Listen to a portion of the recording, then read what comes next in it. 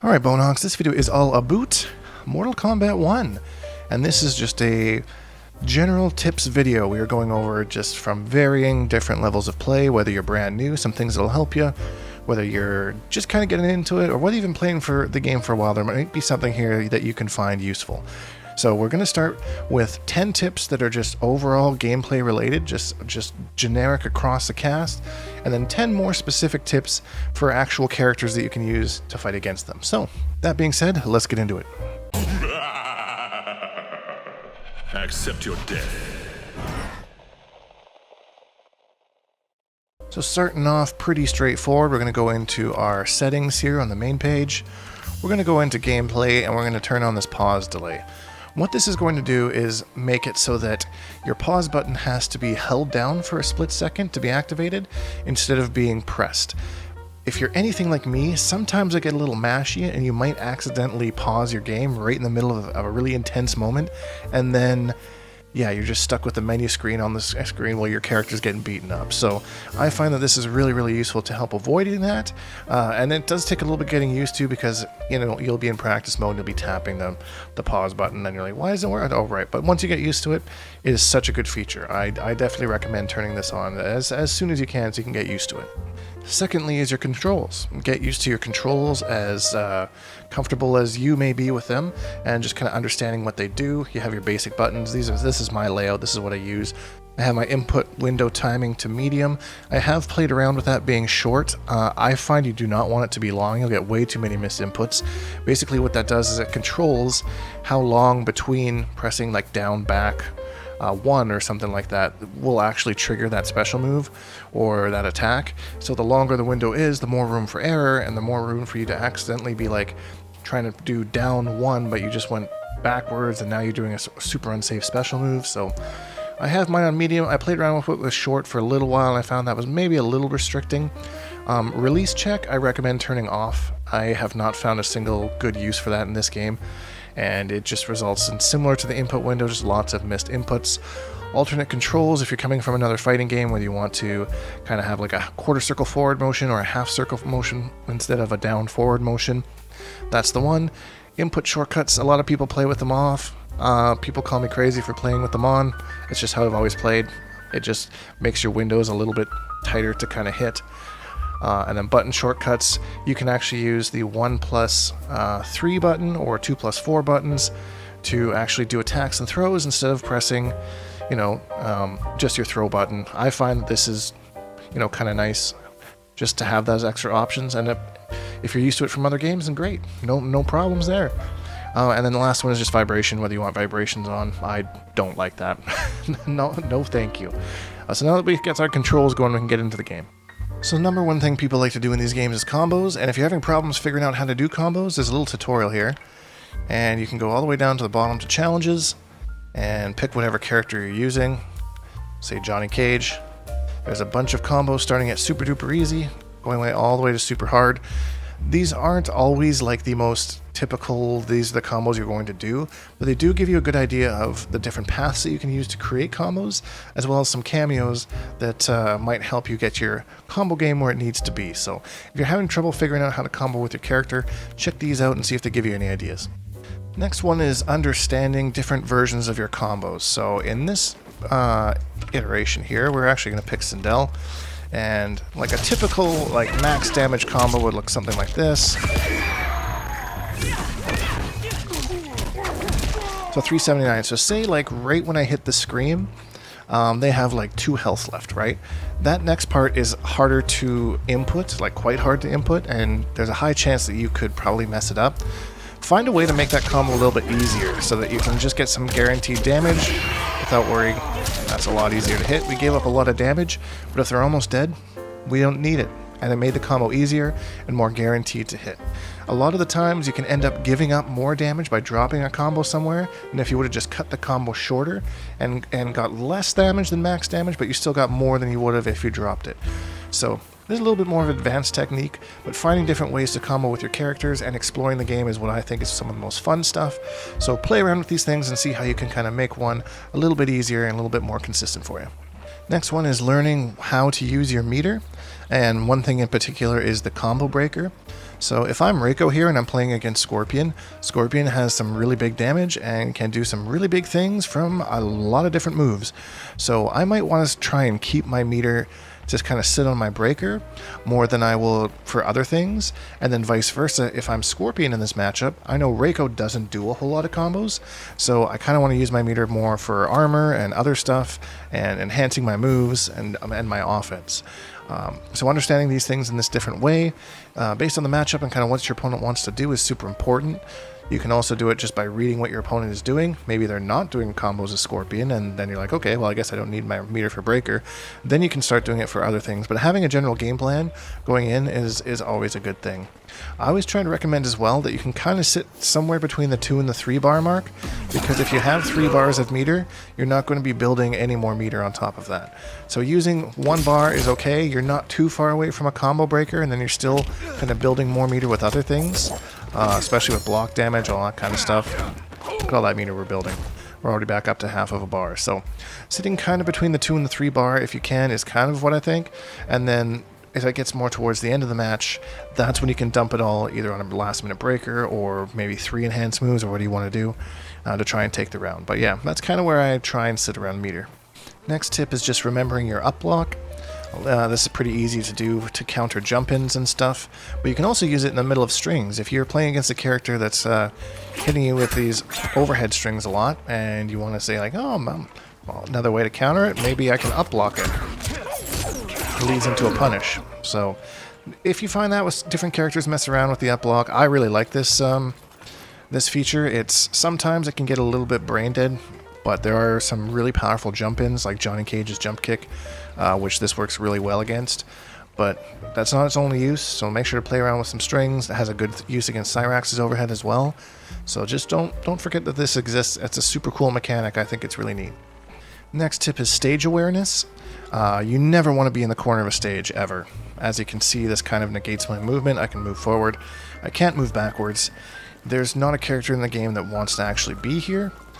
Some characters have teleports and stuff that are a little bit more, have more movement, aren't as critically not wanting to be here. That was a weird sentence. Where's the way to put it? But that's what I chose. And then to get out of the corner is always harder than it is to just avoid the corner to begin with. So kind of making yourself aware of the stages and maybe having little things in the background that kind of like, okay, I've reached this little lantern here. I'm getting close to the corner. I have to be aware. And then you take an opportunity, jump to the other spot, and start to move back the other way. So getting out of the corner isn't impossible, but your options are not usually in your favor, and it's a lot easier to just avoid getting there in the first place than it is trying to get out when you get there.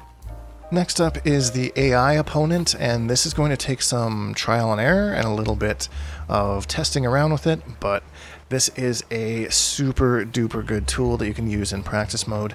Let's take, for example, that I want to try and punish Sindel's flip kick. So I'm going to set myself to player 1. We're going to go to opponent type. Oops, held it too long there. It's going to be default to custom dummy, but you want to go over here to playback recording, and then go to recording number 1. And then when you have your playback, you can either have it instant, which I don't like. I set my replay to right stick. So I just have to tap the right stick in any direction, and it will start the recording. So press recording. You're going to have to know what you're going to record. So you're going to have to go in, look at the move. So we're just going to have Sindel do a little flip kick here. And then we're going to stop the recording. And now, to test it, I'm going to tap the right stick in some direction. Sindel's going to do it, and then we can practice punishing it or doing whatever we're going to be doing on this move. So if you run into a move in ranked or casuals or against a friend or whatever, and you really are not sure how to punish it, just come in here, find that move, record the AI doing it, and then just go to town. Not every move is punishable in the game, but sometimes there's different options, like there's a gap or something like that. So yeah, this is a super duper good tool. It just might take a little bit of tweaking to get used to it. And the last general tip here is just playing around with the Getup Modes of the AI. So in this we have it on custom dummy, and you have your Getup delay. This is a big one, or your Getup mode, whether you want to do a certain attack.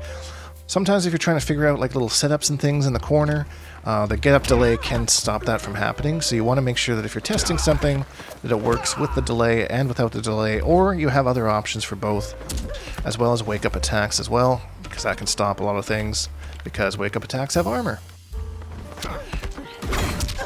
Hey, look at how we broke her armor. Let's try something that will work. Yeah, there you go. So those are the types of things that you want to try out. I can do that to break her armor. But if I try and do anything else, I'm getting toasted. So important to know how to set the AI to those moves. So now on to the character-specific stuff, and this one that is one that I've used myself against people, and it can be kind of frustrating, and that's Sindel's float pressure, so she can kind of loop this over and over again. It takes some pretty crazy execution, but if you find yourself in that situation, you really need to show her that you know how to deal with that, otherwise she's just going to pretty much infinite you, because if you try and poke out at the wrong time, and Sindel kind of messes things up, you're getting smacked just like that. Back into a combo, back into more pressure. So this creates kind of a mind game where you want to up block on the way down, and it makes her extremely punishable. You don't get to punish every single time with any character, I don't care who you are. Now the counterplay to this on the Sindel side of things is she's going to try and drop down and throw you to get that extra damage off the up block. So you need to be aware of both scenarios and kind of play accordingly, because if she does drop down reading the up block, that means that she's not doing a jump in attack and that you can still take your turn back or duck her throw and full combo punish. So there's a whole I know that I know thing, but just don't let her loop this against you endlessly, because they will. And I've done it as a Sindel player before, and it's like, okay, just kind of coast to victory, you know? So Homelander has a very similar thing where he's going to go up and booch in the face, and they always do too. And this works mid-screen as well as in the corner, just because of how big the hitbox is on it. So the key is to block the first kick and then up block the second kick. Then you'll usually get some sort of an anti-air combo. But again, you don't want to let Homelander loop this too much against you, and you do have to have that same kind of mindset of the kind of drop down throw on the bait. So not much else to say here, but just don't let Homelander get away with this. So this next ones are identifying highs in strings. And Omni-Man here is a perfect example. We have this move here, which is a mid into a high. So if I block both of these, I can't punish him. I can maybe steal my turn back, but that's about it. But because the second hit is a high, I can actually duck it and full combo punish him for doing that. So, but as soon as I block it, I get rid of that. So I have to know that that move is a high, duck it, and punish it accordingly. You also have to be aware of some characters that will have mid alternatives as well as this, kind of knowing that you're going to do that, and that's just kind of a playing the player as not quite the character. But knowing that these are options, you don't want people to be able to get away with that, because that's a straight up combo launcher from Omni-Man. If he's just throwing it out all willy-nilly, and you're not challenging him on that, then there's no reason for him not to keep doing it. Next is Geras' Hourglass, and this is something that's kind of annoying to fight against, because not only are you managing all your own resources, but you have to be aware of what Geras has for resources as well. So you see right below my head here, he's got a little hourglass there, and you'll see he's charging it. So he has 1, 2, 3 little charges, and they all do different things. He can get a 1-bar breaker. He can get a full combo punish from anywhere on screen just because he decided to literally move. He's got all sorts of different things that he can do with this. So familiarizing yourself with what it can do and where he's at with it, as opposed to what you kind of want to do, is super duper important. As soon as you kind of start to ignore that it doesn't exist, that's where he's going to catch you off guard and do some shady stuff. So just be on your toes and make sure you're watching it. This one's super important. Kenshi is one of the most annoying characters in this game. When Sento is out, you kind of just have to hold it, unfortunately. But one thing that you can do to actually get out of this pressure is to flawless block. And I find the easiest part to do the flawless block is right in between the 2 hits of the Sento slash.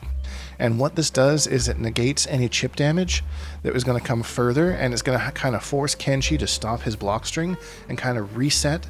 And that will give you an out to either jump back or jump out or use your armor move or whatever, because he's going to have to stop pressuring you if he wants to get that chip damage back. So if we look at it here, we watched this first one, we watched the health bar. I got hit by the low there, but you get the idea. And then now we're going to do it after flawless blocking.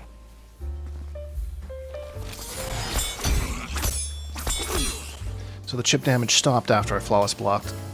And that's Kenshi's gonna see that and gonna have to either leave you a gap so that he can start again, which you can use to armor or something like that, or he's just going to have to just keep going and not getting any damage, basically just running down the clock, which depending on where you're at the match might be okay with. But yeah, understanding that, and that particular place is where I found it the easiest to be consistently flawless blocking, because Kenshi can mix up his moves and do all sorts of things, whereas that seems to always be consistent. This next one's for a super popular team, Raiden Kano. You see this all the time, and this is kind of one of those, if it's too good to be true, it probably is type of things. So we'll see Raiden do a super unsafe Superman, and it's like, why would you do that? That was so obvious. And you're just like, haha, okay, let me punish you. And then, oh, you get hit by Kano knives coming at you. So I usually try and keep an eye on the Kameo meter when Raiden's kind of full screen like this. You can see kind of him hit the Kano, and that's how you know. Sometimes you can just punish with a sweep, or unfortunately you just gotta hold it. Raiden has just bullied his way in. But yeah, the worst thing you do, try and punish, you get smoked by the knives, and then he's got a full combo. So keeping an eye on your opponent's Kameo is also super important too, as far as the gameplay goes, because there's lots of things that you can't do if you don't have your Kameo with you. And that's my next tip, is a Kameo cooldowns. So let's say that Kano comes on screen, I smack him, you see how he's grayed out there for a little while? That means that Raiden can't use him. There's a lot of things that you need your Kameo for, and unfortunately if he's on cooldown, you can't do those things, such as breakers and forward throws, and of course just using the Kameo in general. So that's also not even if your Kameo is on cooldown. If your Kameo is anywhere on screen, those things are also going to be disabled as well. So that's going to be important. Like, let's say I'm going to use Sub-Zero here. Because Sub-Zero is on screen, I don't get my usual forward throw that looks like this. I get just a little shove because Sub-Zero is already on screen doing something else. So if you ever got that little shove and you're not exactly sure why you got it, it's because your Kameo wasn't available.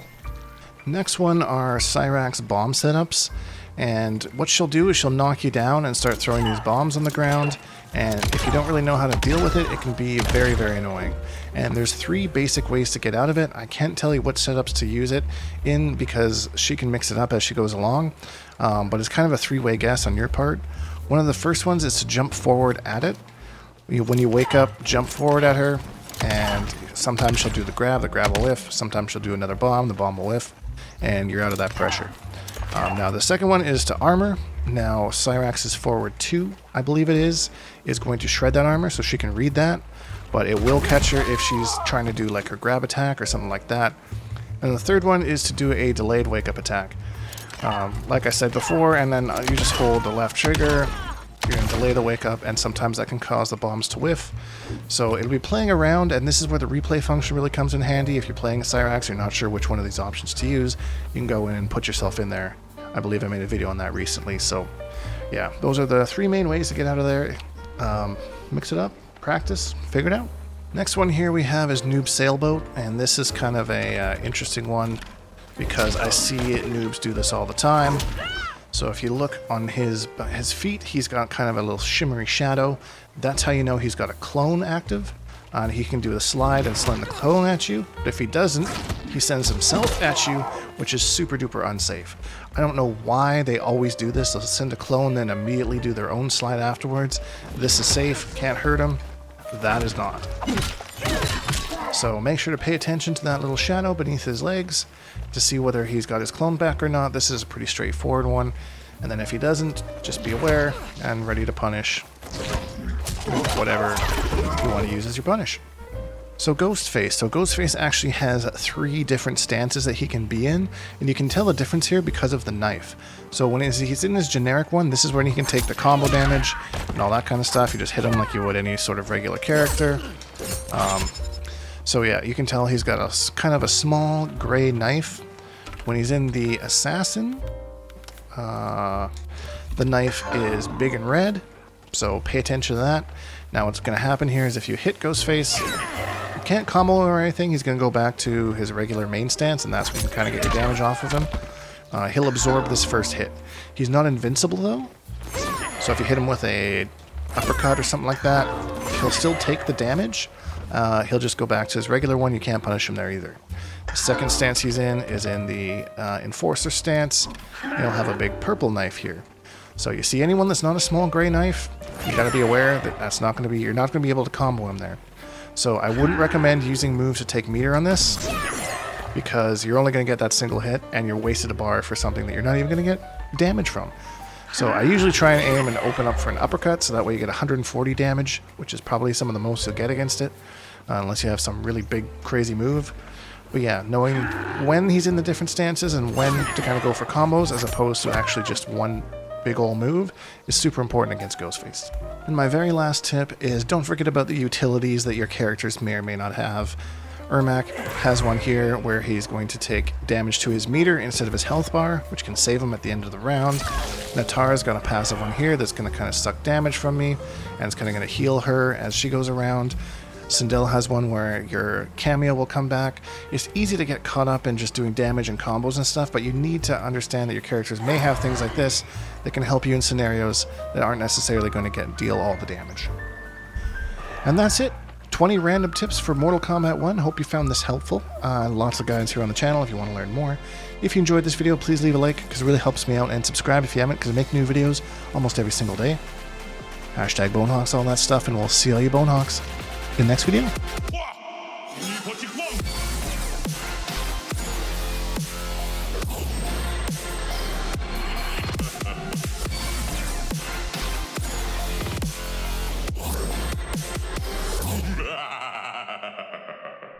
Accept your death.